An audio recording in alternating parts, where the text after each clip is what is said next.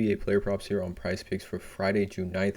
NBA Finals Game 4 here. Before I get started, there's a link in the description below. You can sign up for PrizePicks there, or you can use promo code TUFF, 100% deposit match. There's a Discord link in the description with the main server being completely free. We also have that Patreon link in the description as well, where I do post all the plays here that I'm making on PrizePicks for each given sport that I do play. Again, I need to mention I'm not a gambling expert, and this is not financial advice. This is simply just plays I'm personally looking at making. Hopefully give you guys some insight and analysis to then make your own player prop decisions here. Again, no one is pressing submit on those parlays other than yourself. But let's get right into it, you guys. We have the game 4 here. Again, we only had a few games in the NBA season left, so it's been a wild, fun ride here. Hopefully Miami can, play a little bit better in this game, make it a little bit more competitive here. 3.5 point spread. Denver is going to be 3.5 point favorites here. Again, on the road. But yeah, you guys, let's just get right into it. Not going to waste any more time. Let's go. First one, I'm going with Jimmy Butler, and I'm going to take his fantasy score at 47.5.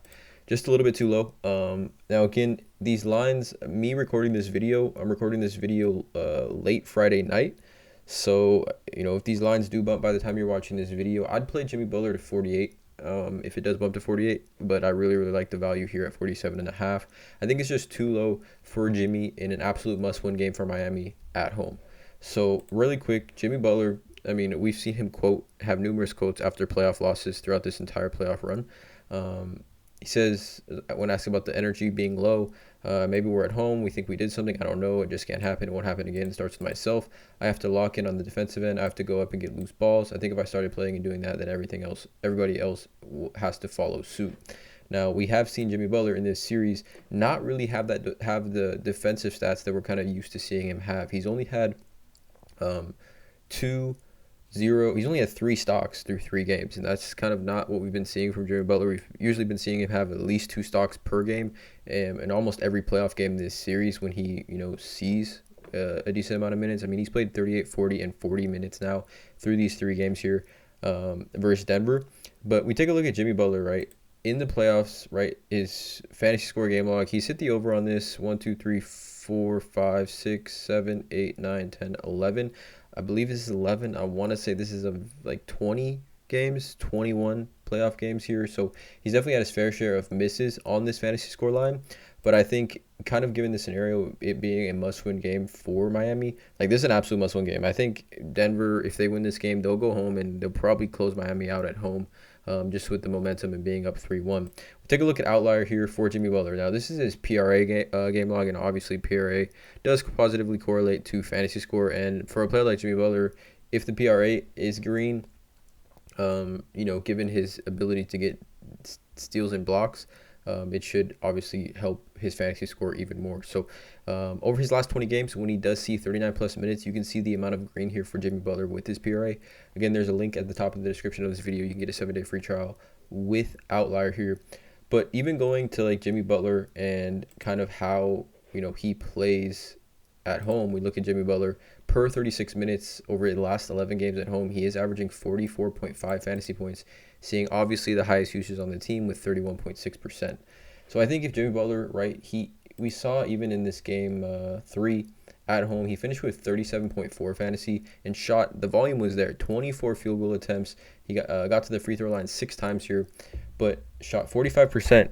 Only had 1 block and didn't really have much other peripheral stats. Only had 6 RA, which hasn't had lower than 10 RA in every single game leading up to that. Almost every single game. His lowest RA game, second lowest, or again tied with his lowest RA total in the playoffs this series. Only 6 RA is unacceptable for Jimmy Butler in an NBA Finals game. I could definitely see him getting back up to that 12 plus RA range in this game.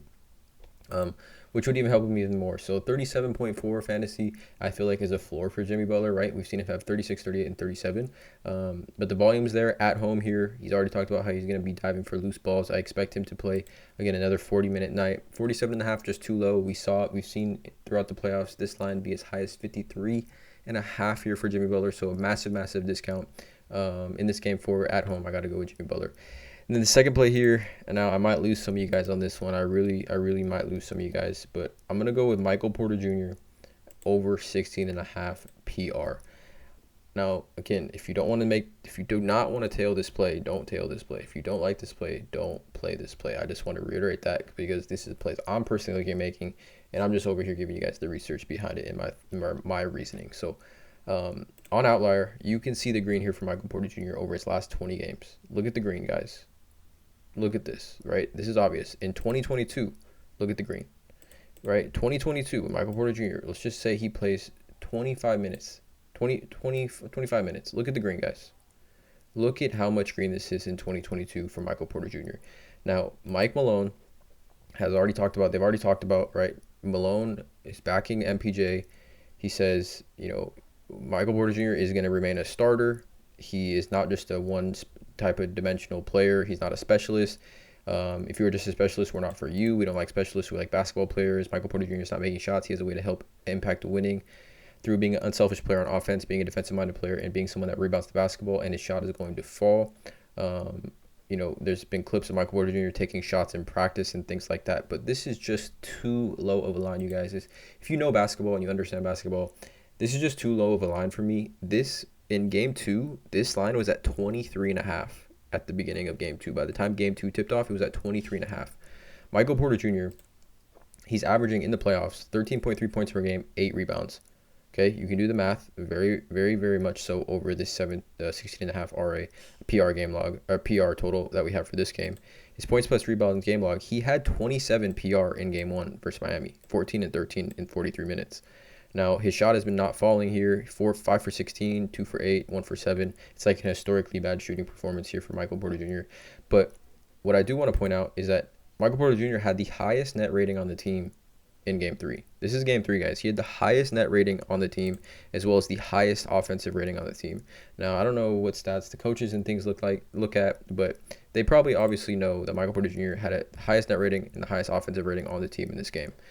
Through the series, or in that game, Game 3, when he finished with 9 PR, 7 rebounds, he did have 10 rebounding chances in that game. And in this series now through 3 games, he's averaging 12.7 rebounding chances, converting 8.7 rebounds. So 12.7 rebounding chances, you guys, that is a significant amount of rebounding chances for a player whose PR is at 16.5. Okay, we can see Michael Porter Jr. Here's his PR totals this season in the playoffs. I mean, look at the hit rate, guys. The hit rate is massive. 2 of his highest PR total games came on the road as well. We know he likes to shoot the ball, shoot 3-point attempts more specifically, even more when he plays on the road. We look at this per 36 minutes for Michael Porter Jr. On the road over his last 8 games. He's averaging 14.5 points per game and 8.7 rebounds per game. Okay, he's averaging close to over 23 PR over his last 8 games on the road per 36 minutes. Michael Porter Jr., I mean, he's already proven in this series once he can smash this line at 27. This line is an absolute bargain in my opinion, so I'm going to be playing it and taking the over on it. Again, this is a play that could come back and I could look stupid, and you guys could leave the comments and let me know that I was dumb for making this play. But I like value, and this presents itself like some serious value in my opinion. I do think maybe this has a chance to bump up to 17. We take a look at the odds here for MPJ. It's minus 129 on Caesars to go over 16.5 PR. But just a 75% hit rate, you guys, over his last 20 games. 70% hit rate over his last 10, right? When he plays 25 plus minutes. I think he saw, what did he see? He saw 26 minutes in Game 2 at home. 5 for 6, shot the ball. I mean, if a couple more of these shots go in here, I mean, he only took 2 3-point attempts, but like, say he makes 2 or 3 more field goals. I mean, he's pretty close to 16.5 PR in my opinion. So here are the 2 YouTube plays, you guys, for this video. I got Jimmy Butler over 47.5 fantasy, Michael Porter Jr. over 16.5 PR.